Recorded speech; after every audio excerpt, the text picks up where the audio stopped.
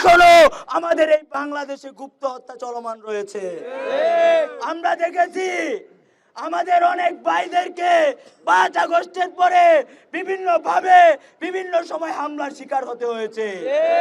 আমরা পরিষ্কারভাবে বলতে চাই, আমরা পাবলিক বুঝি না, আমরা প্রাইভেট বুঝি না, আমরা গ্রাম বুঝি না, আমরা শহর বুঝি না, আমরা নগর বুঝি না। আমরা বুঝি আমরা আমাদের একজন সহযোদ্ধাকে হারিয়েছি।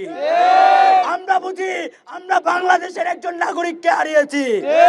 আমরা পরিষ্কারভাবে বলতে চাই, এখনো যারা প্রশাসনে বিভিন্ন জায়গায় বসে আছে এবং নীরব দর্শকের ভূমিকা পালন করছে, তাদেরকে ছাঁটাই করতে হবে।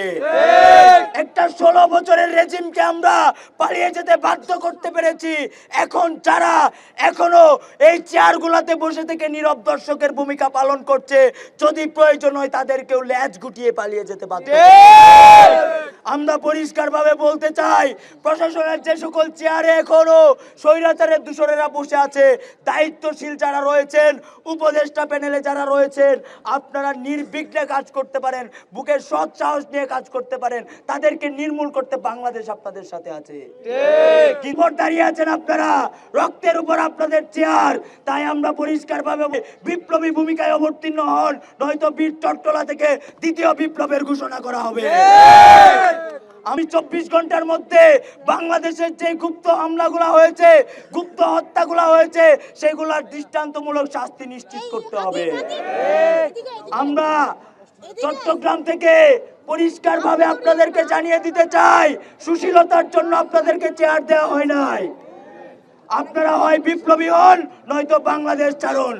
আর যারা এখনো দিল্লির চাটুকারিতা করছেন, ভারতের চাটুকারিতা করছেন, মোদির চাটুকারিতা করছেন, তাদেরকে পরিষ্কারভাবে বলতে চাই, যদি দিল্লির চাটুকারিতা কেউ করে থাকেন, তাহলে বাংলাদেশে আপনাদের ঠাঁই হবে না।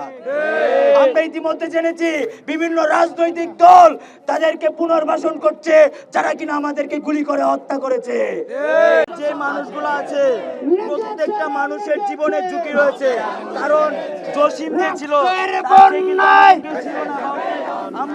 রক্তের বন্যায় লড়াই শান্ত রক্ত